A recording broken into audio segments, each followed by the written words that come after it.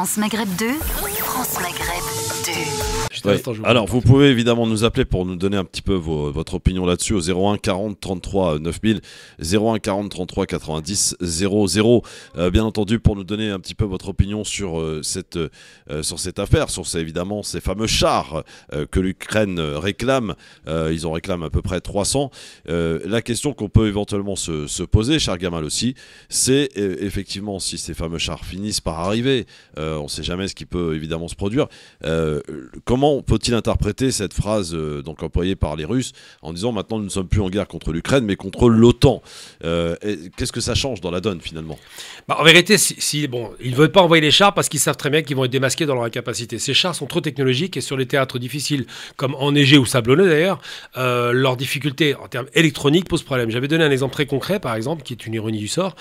Quand les Américains vont en Irak en 91, ils sont avec des M16. Au bout de quelques mois, ils se rendent compte que les M16 sont inopérants parce qu'ils s'enrayent très rapidement à cause du sable, du désert et de la poussière, et finissent par prendre quoi? Je vous le mets dans le mille, la K-47, la fameuse Kalachnikov, qui elle ne s'enraye jamais. Donc c'est pareil pour le théâtre ukrainien, c'est des théâtres difficiles d'opération. En hiver, évidemment le matériel électronique est défectueux, il se dégrade très vite, il n'est pas précis, c'est difficile de pouvoir guider à partir de ce genre de matériel, et l'idée de la co-belligérance serait trop évidente, c'est-à-dire que s'ils livrent des chars de haute technologie, du matériel de technologie qui risque d'être très rapidement balayé de la carte, ça démontrerait à la fois qu'il y a une collusion entre les Occidentaux et l'Ukraine, une volonté de faire durer la guerre inutilement, et surtout ça démontrerait effectivement que finalement on ne fait plus la guerre à l'Ukraine mais bien à l'Occident, bien à l'OTAN, puisqu'on parle de 3 pays, la France, membre de l'OTAN, l'Allemagne, de l'OTAN et les États-Unis, qui fourniraient de façon disproportionnée du matériel dernier cri à des Ukrainiens qui sont en bout de course. Ça pour dire quoi? On fait durer la guerre inutilement alors qu'elle aurait pu être négociée dès le départ et très rapidement si les Anglais n'avaient pas empêché en Turquie la négociation directe entre l'Ukraine et la Russie. Donc la question qui se pose aujourd'hui c'est quoi? Qu'est-ce qu'on fait en Ukraine? Eh bien c'est un formidable banc d'essai pour démontrer qui a le meilleur armement, et il se trouve qu'aujourd'hui les Américains ont un doute sur les capacités ukrainiennes de gérer effectivement ces armements de haute technologie. Ils ne sont pas formés à cela, c'est quand même l'école soviétique, hein. Et surtout ils ont un doute sur le fait qu'ils risquent de démasquer leurs faiblesses, car il y a des faiblesses face à une Russie devenue très puissante sur un plan technologique et militaire. Elle n'a jamais baissé de rythme, elle a toujours travaillé sur la technologie militaire, et aujourd'hui serait capable de mettre en difficulté ce faux semblant, cette fausse aide prétendument occidentale à l'Ukraine. Ce qui démontre une chose pour finir, c'est qu'au départ ils ont poussé l'Ukraine à fond à la guerre, ils leur ont dit on va vous aider, et qu'à l'arrivée, quand il faut sortir du matériel lourd, des chars, des blindés, des missiles, des avions, plus personne ne les aide. Est-ce que finalement les Européens, les Occidentaux sont-ils peut-être en train de commencer à lâcher l'Ukraine? Alors moi je pense qu'ils ont lâché l'Ukraine, ça va paraître paradoxal, dès le premier jour. Pourquoi? Parce que la frappe contre l'Ukraine a été dévastatrice. Les usines ont été mises hors d'état de nuire, beaucoup d'installations essentielles pour la logistique militaire a été impactée, et surtout parce que les sanctions qu'avaient prétendu prendre les Européens ont été extrêmement modérées, pour ne pas dire graduelles. Ils n'ont pas arrêté de monter en puissance, mais il a fallu quasiment 1 an pour obtenir une sanction qui arrive quasiment à 60% de ce qu'elle devait être. Ils n'ont pas stoppé l'approvisionnement en gaz, ils n'ont pas coupé le pétrole immédiatement, je veux dire. Ça a pris le temps, parce qu'il a fallu négocier avec d'autres pour suppléer aux besoins européens. Et en vérité, cette espèce de façon de dire aux Ukrainiens on va vous soutenir, c'est traduit tout de suite dans le fait par un non-boycott instantané de la Russie. Ça n'a pas été le cas. Donc si on pense que l'Ukraine a été soutenue et qu'il y a une sorte de retrait graduel, non. Ils ont été lâchés très vite face à eux-mêmes, avec quelques mercenaires étrangers qui viennent, mais pas grand-chose. Mais en substance, l'Ukraine aujourd'hui est un pays qui est seul, et qui commence de plus en plus avec un Zelensky de plus en plus en colère, parce qu'il voit bien qu'on ne lui donne plus rien, qui commence à démontrer qu'effectivement elle a été flouée dans ce soi-disant soutien occidental. Mais est-ce qu'il, pour paraphraser, je veux dire une phrase de quelqu'un qu'on connaît évidemment, c'est Dominique Strauss-Kahn, qui disait à l'époque que l'Europe deviendrait un continent de désolation. Est-ce que c'est pas le cas aujourd'hui? Je pense que Strauss-Kahn ne veut pas. Je pense que sa vie est une désolation. Je pense que c'est pronostic un peu bidon. Ça rappelle. Il y en a d'autres qui disent ça.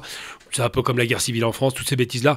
C'est pas vrai. L'Europe ne sera jamais un continent de désolation. L'Europe ne sera jamais un sous-continent ou un continent sous-développé. L'Europe a des pays très puissants comme l'Allemagne et l'Italie, des pays qui sont en perte de vitesse. Mais la perte de vitesse, ça ne veut pas dire le déclin total. Ça veut dire une réduction d'influence.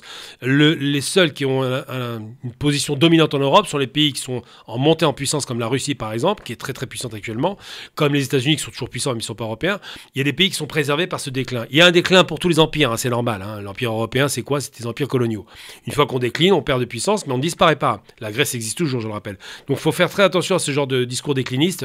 J'y crois pas une seconde. Je pense que l'Europe sera, sauf s'il y a guerre évidemment. Mais là, si Strauss-Kahn fait référence à la guerre, on parle de guerre mondiale, donc on n'est plus sur l'Europe. l'Europe. Hein.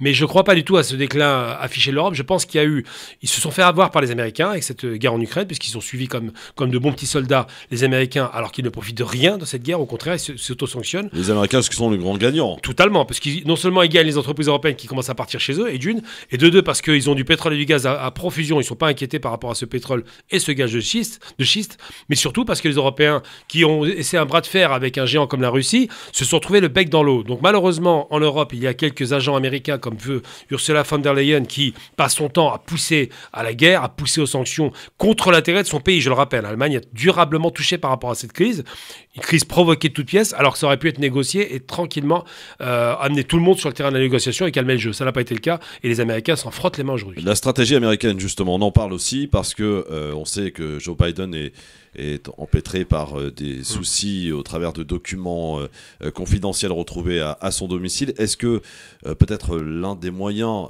de ne pas laisser s'exploser cette affaire, c'est peut-être aussi occuper le peuple et l'opinion publique au travers d'une guerre? Il a tout intérêt à maintenir justement cette pression. Alors Joe Biden, de toute façon, moi j'ai toujours détesté le personnage, c'est un 20 ans de guerre. Tout le monde a oublié qu'il a voté en 2003 les budgets pour le surge contre l'Irak, hein, les budgets de guerre, d'augmentation de la guerre en Irak alors que la guerre était illégale. Donc ça, c'est le personnage, comme Kamala Harris, ce sont des battants en guerre. C'est pas parce qu'ils se positionnent sur l'échiquier politique au centre que ce sont des pacifistes. Joe Biden a des problèmes parce qu'effectivement, il a dénoncé de façon obsessionnelle Trump sur tout un tas de dossiers, particulièrement sur la question de ces fameux secrets d'État qui auraient été détournés 300 pages chez Trump. Il a fait la même chose. Il s'est fait prendre la main dans le sac, mais c'est pire. Parce que Trump, c'était récent, il sortait de sa présidence. Il aurait pu jouer la carte de dire « je viens de sortir ». Biden, c'est 6 ans après qu'il soit sorti de sa vice-présidence. Donc effectivement, c'est un dossier qui risque de lui coûter très cher. Il y a d'autres affaires le concernant qui commencent à sortir. Mais Biden, en dépit du fait qu'il soit à 20 ans en guerre, c'est pas quelqu'un non plus très réaliste. C'est-à-dire qu'il a poussé le curseur, mais il se rend bien compte que ça va pas aller bien loin. Donc en même temps, son opposition est vent debout contre lui et il a magouillé ces affaires de documents secrets retrouvés dans son parking, enfin, dans son parking chez lui et dans son centre de campagne à l'époque. C'est illégal. Sont des affaires qui sont extrêmement douteuses dans la mesure où il était le premier à dire que Trump était un fou d'avoir laissé ça chez lui. Et aujourd'hui, il a magouillé avec la presse américaine, qui est plutôt favorable d'ailleurs aux démocrates, en endormant le dossier qui était sorti le 2 novembre. Et s'il était sorti le 2 novembre, au moment où c'est arrivé, c'était révélé, il perdait les élections de mi-mandat le 8 novembre. Sauf qu'ils ont endormi ça suffisamment longtemps pour qu'il ne soit pas impacté.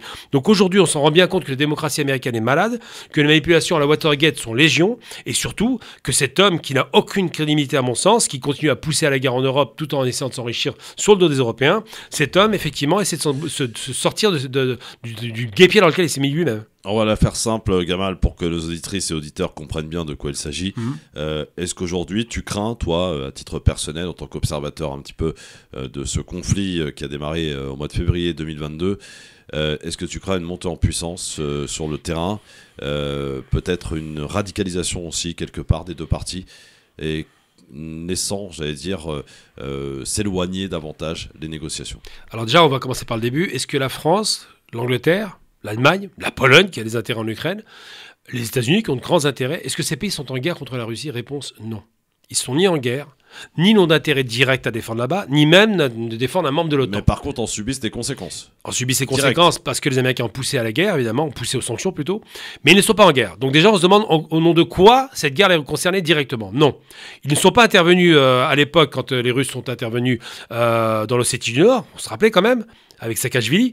Donc ça les a pas dérangés de voir la Russie intervenir et protéger les populations russes sur sa zone directe à protéger. Et là, comme par hasard, de façon un peu obsessionnelle, et ça rappelle un peu, par certains égards, la Seconde Guerre mondiale, l'Ukraine devient essentielle. Alors je rappelle très rapidement pour l'Ukraine, il faut savoir quand même que on se souvient du bataillon Azov, et il y en a 3 autres comme cela, qui étaient pas des néo-nazis, c'était des nazis revendiqués, des bandéristes.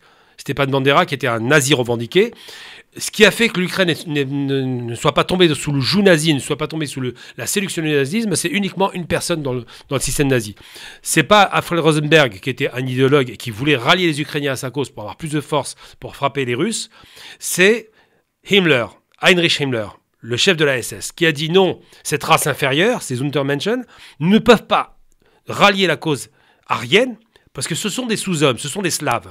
Et c'est parce que Heinrich Himmler les a considérés comme des sous-hommes que finalement très peu d'Ukrainiens ont rallié le nazisme. Mais il y a eu une partie de l'Ukraine, à l'ouest en particulier, qui est rentrée un petit peu dans la Waffen-SS, pas dans la Waffen-SS, plutôt dans la Wehrmacht, qui a commencé à attaquer ses propres frères sur le terrain ukrainien et qui a attaqué effectivement de façon sauvage les Russes. Alors il faut se rappeler quand même que les premiers pogroms anti-juifs n'ont pas eu lieu en Allemagne, contrairement à l'idée reçue, c'est pas vrai, à part l'huile cristal, ils ont eu lieu en Ukraine.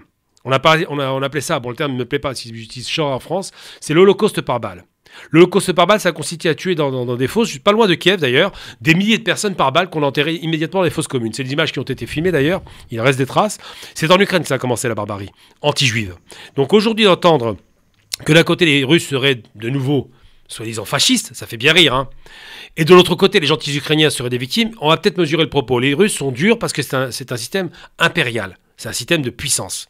Les Ukrainiens sont durs parce qu'il y a, pour certains d'entre eux, pas tous bien évidemment, il y a aussi les victimes, des courants néo-nazis qui n'ont pas été éradiqués. L'Ukraine n'a pas été dénazifiée, il ne faut jamais l'oublier ça, un peu comme l'Autriche. Donc aujourd'hui, quand on nous présente ce tableau-là, c'est un peu facile, un peu ridicule. Je fais référence aux propos ridicules de BHL, qui mélange toujours tout comme d'habitude, il aime bien mélanger la bouillabaisse. Il n'en demeure pas moins qu'aujourd'hui, la question russo-ukrainienne est une question qui est instrumentalisée par l'Occident afin de fragiliser la Russie dans l'espoir qu'elle tombe dans le même piège que l'Afghanistan. La seule problématique, c'est que la Russie d'aujourd'hui n'est pas de l'hier. C'était là ma question. À la montée en puissance, pour conclure à ton propos justement, je ne crois pas en la montée en puissance de ce conflit de l'OTAN par rapport à la Russie. Ils sont déjà en train de demander si on envoie des chars, c'est dire à quel point ils ne veulent pas monter en puissance. Ils savent très bien que le combat est perdu, ils le savent parfaitement. Les 20% de l'Ukraine resteront russes. Et surtout, je ne crois pas parce que la montée en puissance, ça signifie la guerre mondiale. Or, des gens qui aiment l'argent, les capitalistes aiment l'argent, ne vont pas prendre le risque de tout détruire en mettant toutes leurs cartes sur la table du jour au lendemain, en faisant une table rase de ce qu'ils avaient, au motif qu'ils vont aider des Ukrainiens dont ils se fichent complètement, uniquement pour satisfaire leur lubie de capitalistes.